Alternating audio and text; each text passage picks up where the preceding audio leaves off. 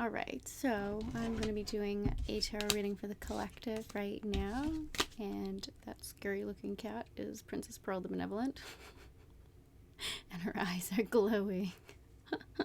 Oh my god, so cute.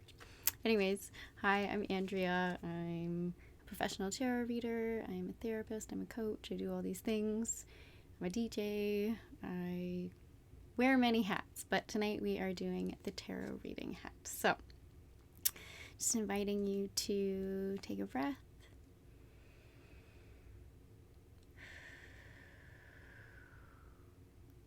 Tap in, and we'll see what messages we have for you.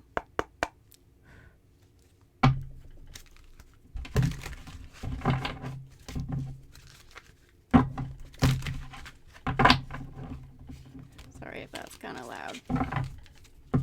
This is a new setup, so. Okay.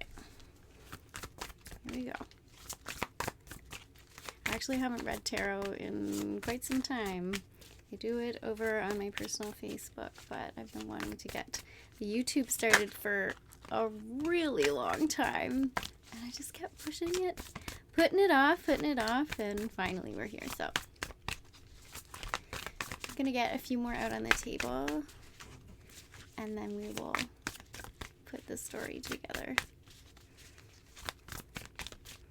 Let me know how you're doing down below in the comments if you're having a good day. Excellent if you are, and it's okay if you're not. Okay.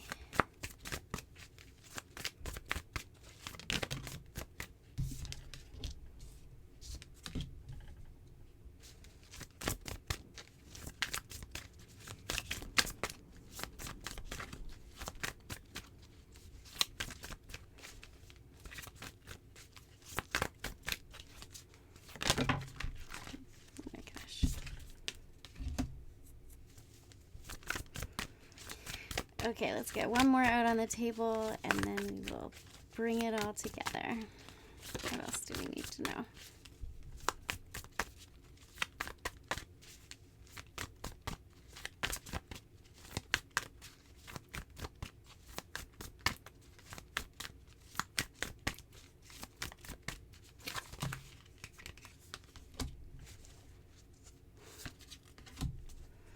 Okay, so the first cards that we have out on the table are the Knight of Swords. We got the Knight of Wands. And then the King of Cups. Those three came out together. Love this deck. Gorgeous. Okay, so the Knight of Swords energy is a message coming through. So it could be like a message being channeled, something coming from me to you. It could be a text message, it could be a phone call, it could be a correspondence, an email of some type. But it seems to me like it is moving very quickly. We don't have the Eight of Wands here, but because of the motion that's coming through on this card, this individual is moving very quickly. So it could be a message that feels rushed or a quick answer. It's kind of hard to say at this moment, but because it came out with the Knight of Wands, this, to me, the combination is very much a message of passion. Whatever is being communicated is something that's very important, either to the other person or to yourself, depending on who is doing the communication. But this is a message that's coming from the heart. It is not necessarily romantic, but it's coming from a place of passion. It's coming from a place of conviction, and it's something that feels very, very important.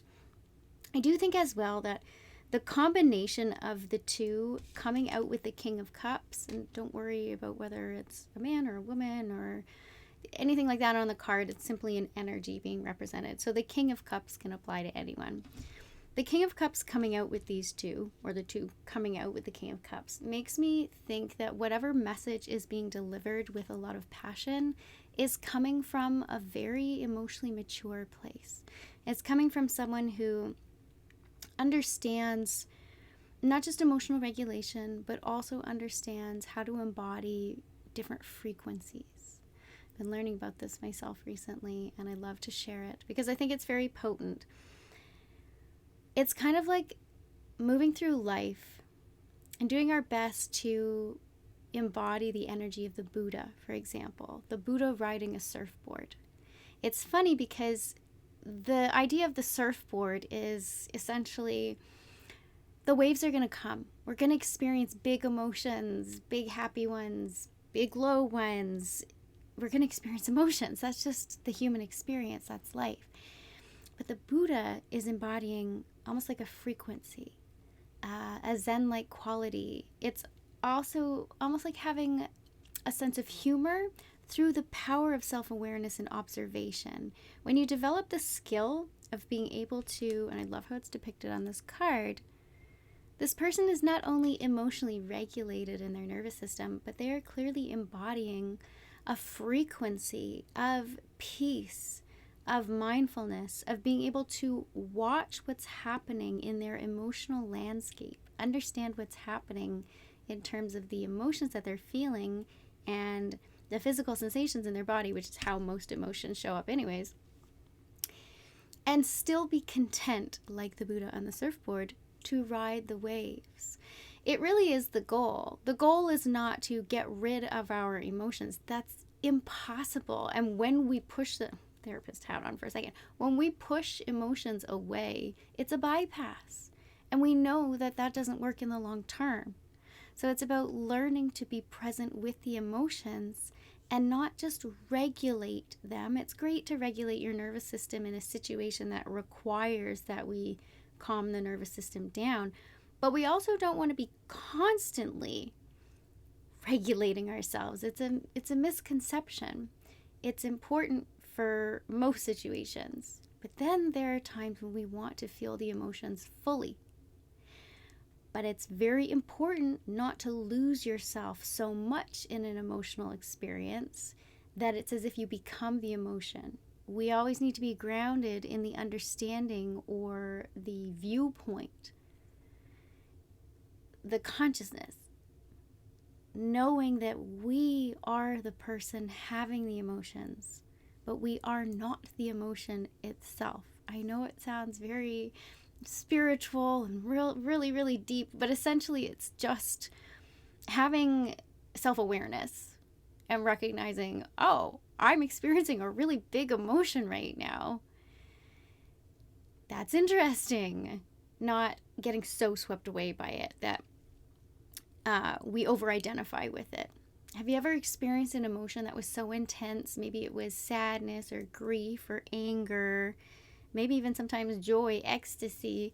And it was so all-consuming that you kind of forget that you are you. You are having the emotion, you're experiencing the emotion. You are not the emotion itself.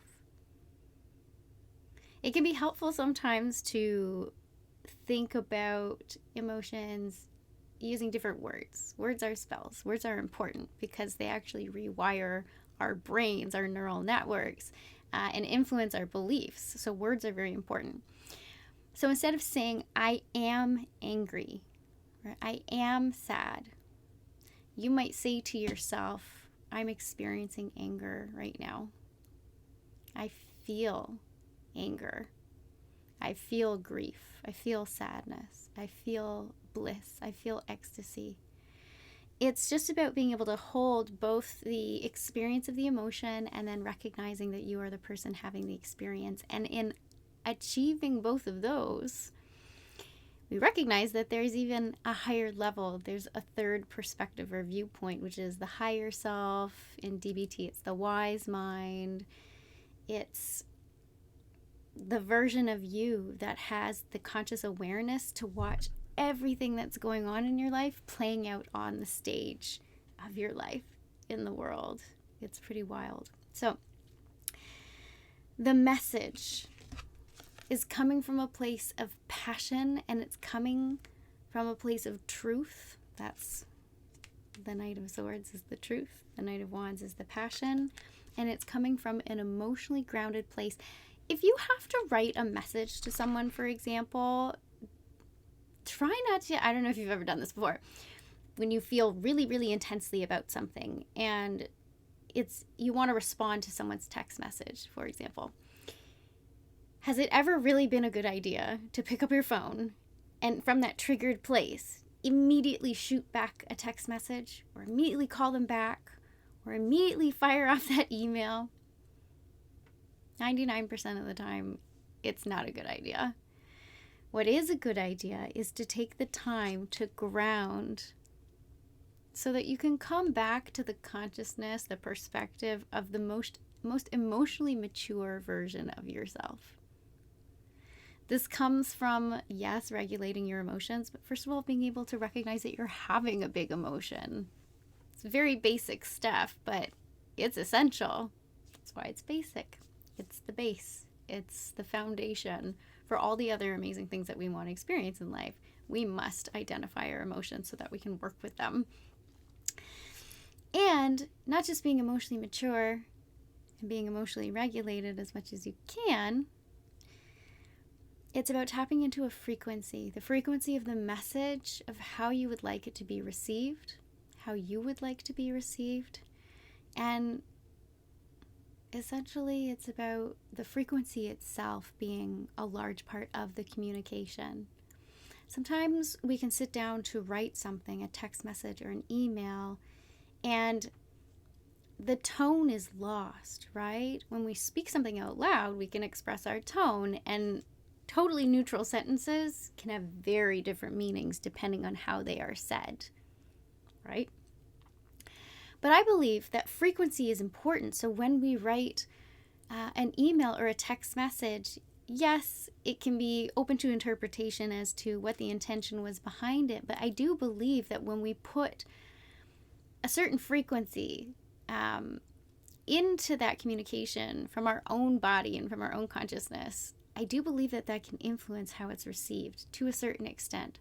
So even if you don't believe that, I do encourage you just to write these things from the space of passion, right? Speaking your truth, and ground yourself emotionally, come back to your center, really, really tap into your most resourced and emotionally mature self before firing off any type of message. I think that's really important. The next thing we get is the Four of Cups and the Page of Cups. It's interesting. Lots of cups on the table, which is about emotions and love. So the Four of Cups is speaking to a sense of dissatisfaction with something. This could be a dissatisfaction in life. This could be a dissatisfaction with your current situation. That might be what the message is about. Take it or leave it. Take what you can, leave the rest. This is a general reading, obviously. But the Four of Cups is not necessarily understanding what is being offered. It's being disappointed, for example, that you can't do one thing, and so you're not noticing that there's something else on offer. It's being really set on certain options and not recognizing that there's something else available to us, whether we're just not noticing it because we're not paying attention, or it just hasn't come up yet and it's around the corner. We can sometimes think that, that it's dark. For example, we're driving because we're driving around a mountain and it's really curvy. We think that the sun has set. We think that it's getting dark and that's it. It's the end of the day and we're still driving, hurrying to get wherever it is that we're going, probably to the hotel or wherever. Well, what we have to do is we have to remember that just because the sun has gone around the side of the mountain and we're not currently oriented towards it, it doesn't mean that it's not there. And this has happened to me so many times when I've traveled on road trips where we come around the bend and all of a sudden there's this gorgeous sunset. It's absolutely amazing. And we couldn't see it before. We didn't know. We didn't know it was there, right?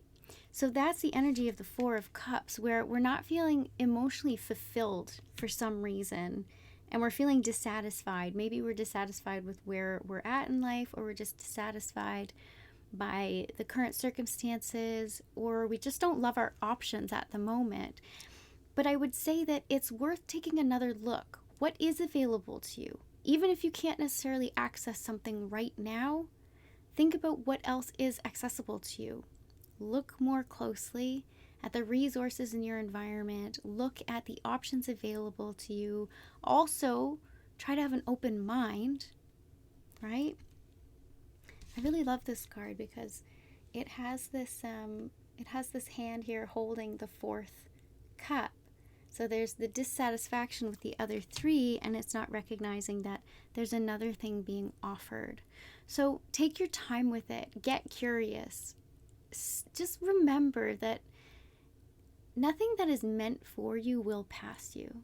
It might take another cycle to come back around, but as you become more self-aware and better at tapping into the frequency of whatever it is that you actually want to experience in life, because you got to tap into it first, right?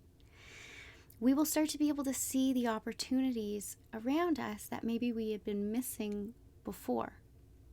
So get curious, be resourceful, look at your options. The thing that you want to manifest may actually be in front of you. It's just in a different form and you don't know it yet. So don't give up on things just yet. We get the Page of Cups, which is, it's an energy of hopefulness. I love in this deck, it actually has this, there it is, this little pig over top of the cup. So it has wings, right? So the idea is when pigs fly, like what are the chances of that? But the thing is, it's about being open-minded and recognizing that although you can't see it yet, your manifestations are on the way. We are constantly manifesting, but we're often manifesting from a mindset or a frequency that is not of the person who has the thing that we actually want. So your job is not to try harder to manifest, but instead your job is to focus on embodying the frequency of the identity of the person that you need to be in order to get what it is that you want, because that version of you actually isn't separate from it. That version of you already has it somewhere in the time-space continuum. I don't know how it works, but I'm getting really into the quantum physics and theories of time and space. So if you've heard of the block universe, I think it's called, that's a really interesting take on it, which basically I like to lean into it. I don't know if it's true or not, but it's a theory of time. And it supposes that, or suggests that somewhere out there in in time and space, in places that we can't perceive but does exist, there's a version of you. There's infinite versions of you that are all experiencing different realities, and it's up to you to tap into the identity and the frequency associated with that identity of the version of you that already has that thing. And then it's just about aligning yourself. So repeating that frequency over and over and over again. And that takes work. That takes meditation. That takes being very self-aware. So if this is brand new to you, that's okay. One thing at a time. But this is the recognition that we don't need to lose hope yet. And this, when pigs fly, I love that the Page of Cups is looking up at it. There's a cup there. Right? Here, we're thinking that we can't have what it is that we want. But that's not true. We can have it. It's just a matter of recognizing that not only is it on its way, but it's coming in a different form, like you never would have expected. Okay? So your job, like I said, is to embody the frequency of the version of you that can have what it is that you want, or if you want to take it a step further, already has the thing that it is that you want, if you believe in that. And recognize that this idea of, oh, that'll never happen, only when pigs fly. No, anything can happen. Anything can happen. You are capable of so much more than you think. It's incredible. It's incredible. And I think that we can lose sight of not only your personal power, but I like to think of it, and I'm not a religious person, but just the divinity, the divine, wow, it's really hard to put that into words. It's just the magic of the universe. It's chaos, and at the same time, there's order. It's constantly expanding, and at the same time, there are sequences and mathematics and geometry and patterns and all these things that just seem so perfect. So it's entropy, chaos at the same time as order and patterns and rhythms. It's really beautiful. But it's our choice whether or not we want to lean into, sorry, we do want to learn too. That is a choice. But it's our choice about whether or not we want to lean into trusting that what is unfolding is a step in the direction of the thing that it is that we would like to experience, but we don't get to know what's around the corner. So that's where the trust has to come in. You can use the word trust, you can use faith, you can use devotion, surrender. I like trust and faith. I think those are I like trust. It's this knowingness, this deep knowingness that it's not when pigs fly, it's when you align. And then there's a lag. There's a time lag, unfortunately. When people talk about instant manifestation, I'm always like, oh, teach me how, my goodness. But I think that instant manifestation really means like faster manifestation. You instantly set things in motion when you do the identity shift. And we're going to talk about this on other videos. There's so many things for us to talk about. But essentially, it's not when pigs fly, it's when you align to it, when you set the wheels in motion, and when you consistently align to the energy of the thing that it is you want to experience. It's very possible.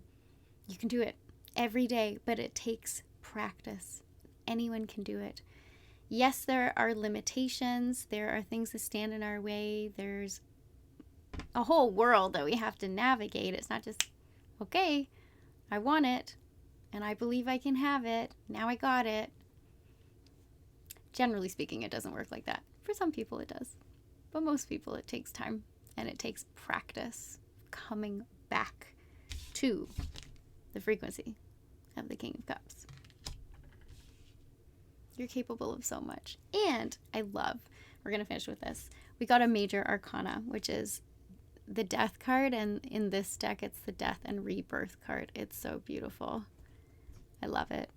It reminds me of this park in my city that's up on a big hill. It's like a mini mountain, a big hill. And the trees are so beautiful up there. And it's nice to look at the stars when they come out. The sun's going down and the stars come out, and because you're up higher above the city, there's less light pollution, so you can see more stars. I went up there, I think it was last year, and there were something like 5 or 6 planets all visible at the same time in the sky. It was absolutely beautiful. Anyways, I digress. The death and rebirth card. This is essentially, it's an identity death, and it's not a bad thing. If you've been feeling like you've been going through a dark night of the soul or an ego death of some sort, and those are not necessarily easy things to navigate or places to be, but if that's where you've been, that's okay. It's okay if you're still there. I want you to take this message and really, really hear me when I say that almost anything is possible for you. We put limitations on ourselves. I've done this as well. I still do this. But limitations on ourselves, but it gets to a point where it's so uncomfortable staying the same, not because you think you can't do it, but because you know that you can, and then you're not letting yourself do it. It's the worst. It's hard to navigate. So the death and rebirth energy is finally letting something go so that you can go into the rebirth.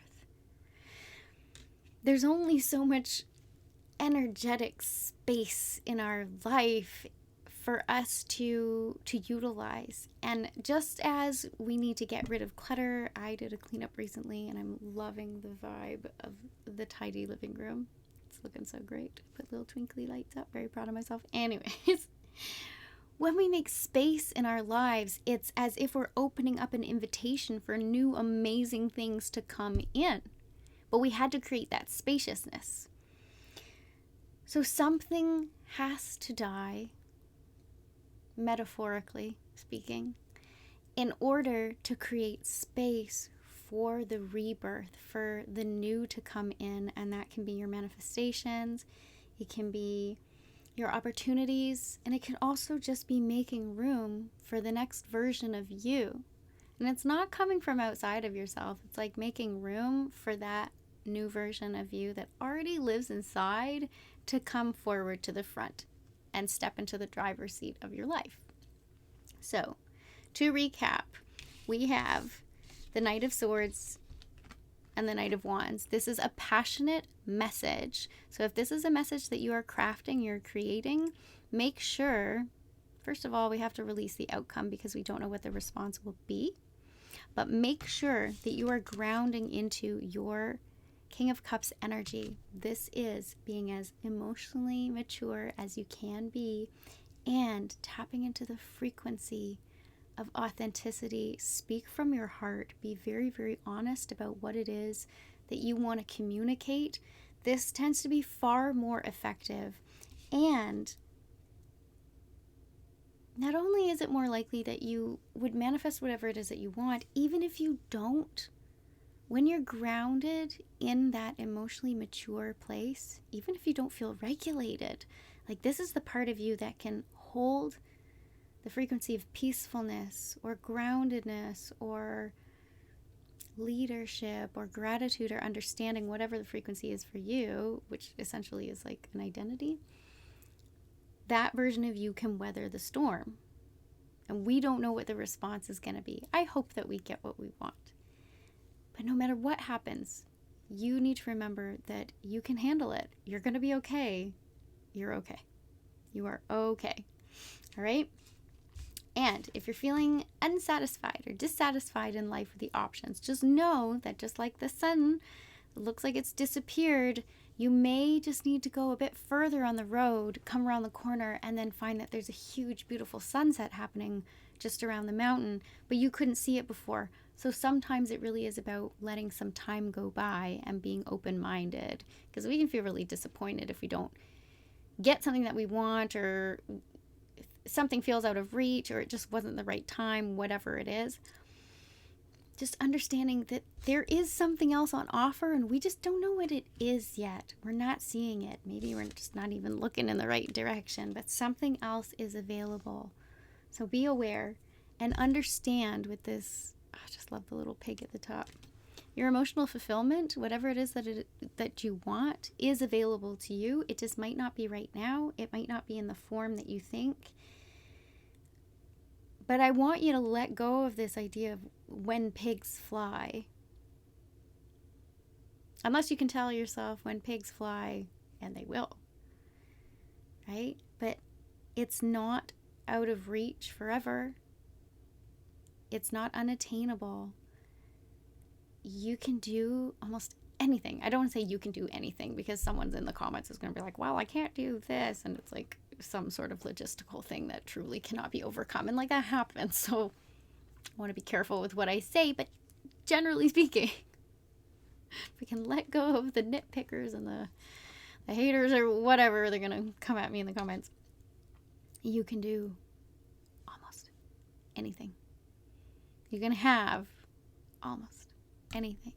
You can live the life that you want to live. I'm not saying that it will be easy to make manifest, but you're allowed to dream. You're allowed to dream bigger, and you're allowed to go for it. I'm going for it right now. It's not as hard as we think. It's not easy, but it's not as hard as we think. So I'm going to invite you to let go of the idea of when pigs fly, which is just this silly way of saying, oh, that'll never happen. I couldn't possibly experience that. Scrap that, okay? Then we got the death and rebirth card. So if you're in the womb of transformation, just know that that is normal. It's going to happen a million times in your life. So get used to it and know that you are going to come out the other side of this cocoon, this chrysalis. I like to call it the dark hallway, where it's like you come out of a room where you've been at, the light was on, it was warm, there was a party going on, but you know that it's time to move past it. It's time to move on. And you have to go into the dark hallway and fumble around in the dark. You have to let go of the other doorknob and close the door on the other room that you just came from and step into the dark hallway and fumble around in the dark for a while until you find a doorknob to the next room. And being in the dark hallway is like being in the death rebirth cycle, but you have not done the rebirth yet. So if that's where you're at, I'm just sending you so much encouragement and so much love and compassion, and just know that you're gonna be okay. You are okay. The last thing is actually one more card that I didn't notice until now. It's beautiful. The King of Swords. King of Swords. I love the owl and the raven and the bat. Oh, there's a dragonfly. My landlady calls the place where we live Dragonfly Cottage. It's very cute. Dragonflies are like one of my emblems, my omens. They're a good omen. Anyways, so the King of Swords is the energy of speaking your truth from a truly grounded place. I love that we got both of the King of Cups and the King of Swords. This is just being so tapped into your emotional intelligence as well as frequency and truth. Communication seems to be very important for you at this time. So think about this, contemplate it, reflect on it. What is my truth? Truth with a capital T.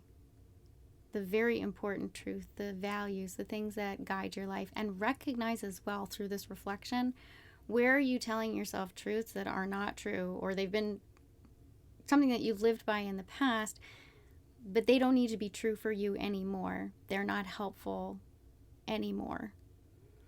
Notice where you're doing that and recognize where you need to do a bit of surgery and removing some of these things that are beliefs that don't help move you forward anymore, because you don't have to follow truths that don't apply anymore. Oftentimes we inherit them from other people in our lives early on, previous partners, parents, caregivers, peer groups, friends, whomever, or frenemies.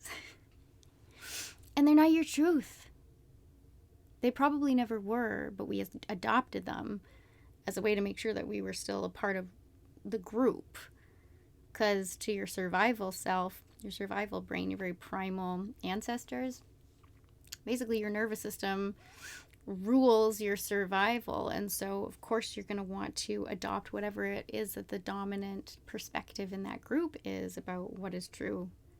You just take it on because you want to survive. So don't be too hard on yourself. That's a very primal thing that takes time and effort to unwind and reprogram that, but you can. So what truths have you been living by that aren't actually true anymore, and maybe never were? You can rewrite them. You can choose a new truth. And I think the more that you do this, tap into this, and speak from this place, especially that beautiful combination. I love this combination. And communicate with passion. Whatever is meant for you will not pass you. It's beautiful. I love this so much. I really hope you enjoyed this reading. Let me know in the comments if it applies to you. If it resonates, kinda, or it seems like it's not relevant for you, but it reminds you of someone in your life, feel free to share it with them. Oftentimes, we are energetically entangled with other people, and we are meant to be the person who links that person to a reading. Maybe they don't listen to tarot readings, but you do, and you're like, oh my gosh, my best friend needs to hear this message. You can send me on over to them. That's great. And if it's for you, but it doesn't resonate yet, you can come back to it in a few days. These are timeless. You come back to it whenever you want, but you may find that this story starts to fall into place, not in a self-fulfilling prophecy way, but just you might have things unfolding in your life in a few days, a couple weeks, and then you're reminded of this reading. All of a sudden you remember and you're like, oh, okay, maybe that is relevant. So I hope this helps. I hope you have an absolutely wonderful rest of your day or night wherever you are. Sending you so much love, and I'll see you in the next one. Bye.